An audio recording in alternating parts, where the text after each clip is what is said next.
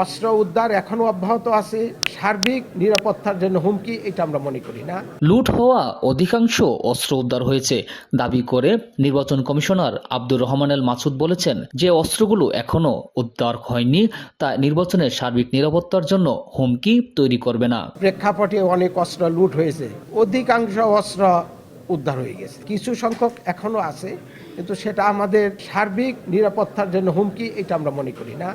এবং অব্যাহত আছে, অস্ত্র উদ্ধার এখনো অব্যাহত আছে, অনেক অস্ত্র উদ্ধার হয়েছে, যদি কিছু টুকটাক থেকেও থাকে সেটাও নির্বাচনের সার্বিক পরিবেশে কোনো অ্যাডভার্স কোনো পরিবেশ সৃষ্টি করবে। ত্রয়োদশ জাতীয় সংসদ নির্বাচন ও গণভোট উপলক্ষে নীলফামারী সরকারি কলেজের হলরুমে ভোট গ্রহণকারী প্রিজাইডিং অফিসারদের সাথে মতবিনিময় সভায় প্রধান অতিথির বক্তৃতায় এসব কথা বলেন। সম্প্রতি উদ্ধার হওয়া পোস্টাল ব্যালট উদ্ধারের বিষয়ে সাংবাদিকদের এক প্রশ্নের জবাবে নির্বাচন কমিশনার বলেন, পোস্টাল ব্যালট সিস্টেম নতুন, তাই এখানে কিছু ভুলভ্রান্তি থাকতে পারে, তবে এ বিষয়ে কাউকে এক বিন্দু ছাড় দেওয়া হবে না। 100% আমরা প্রবাসী ভোটের ব্যাপারে সতর্ক আছি, 1%ও কারোর সাথে কম্প্রোমাইজ করব না। যদি এতে আমাদের ভোট নষ্ট হয় তবুও হবে, কিন্তু ইলেকট্রাল ইন্টিগ্রিটির উপর প্রশ্ন আসবে, এই ধরনের কোনো পোস্টাল ব্যালট পেপার অ্যাকসেপ্ট করা হবে না। এবং সে ব্যাপারে